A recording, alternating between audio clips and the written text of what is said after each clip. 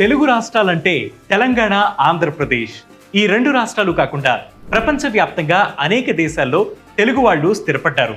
కానీ ఓ ఆఫ్రికన్ దేశంలో మాత్రం తెలుగుకు విశేష ఆదరణ ఉంది.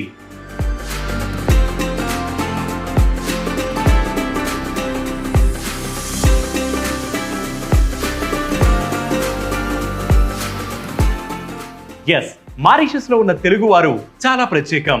అక్కడ దాదాపు 30,000 మందికి పైగా తెలుగు వాళ్ళు ఉంటారు. వాళ్ళంతా 1835లో బ్రిటిష్ వారి ద్వారా అక్కడకు వెళ్లి స్థిరపడ్డారు. ఆ తర్వాత అక్కడి స్థానిక భాష మారిషియన్ క్రియోల్ ని మాతృభాషగా చేసుకున్నారు. అలా అని తెలుగుని మర్చిపోకుండా అది తమ సొంత భాష అని చెప్పుకోవడం వారి ప్రత్యేకత. ఇళ్లలో పూర్తిగా క్రియోల్ భాషలోనే మాట్లాడుకుంటున్నప్పటికీ వారికి తెలుగు మీద ఆసక్తి, అభిమానం తగ్గలేదు.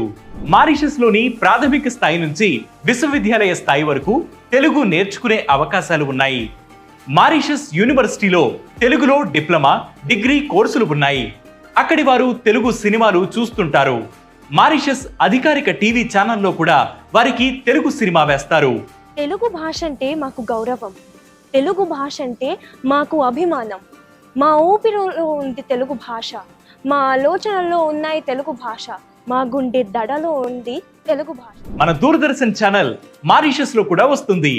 తెలుగులో రేడియో ప్రసారాలు కూడా చేస్తారు. అంతేకాదు తెలుగు వారి కోసం అనేక సంస్థలు కూడా ఉన్నాయి. ఆ సంస్థల ఆధ్వర్యంలో జరిగే ఉత్సవాలలో అందరూ తెలుగులోనే మాట్లాడే ప్రయత్నం చేస్తారు.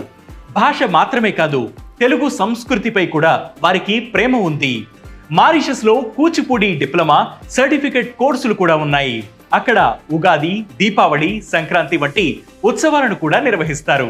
తెలుగు మహాసభ, తెలుగు సాంస్కృతిక కళా నిలయం, తెలుగు సాంస్కృతిక నిలయం, తెలుగు భాషా సంఘం వంటి సంస్థలు తెలుగు భాషని కాపాడడానికి ప్రయత్నిస్తున్నాయి.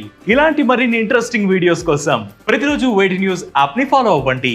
దాంతోపాటు వేటి న్యూస్ తెలుగు యూట్యూబ్ ఛానల్ ని సబ్స్క్రైబ్ చేయండి.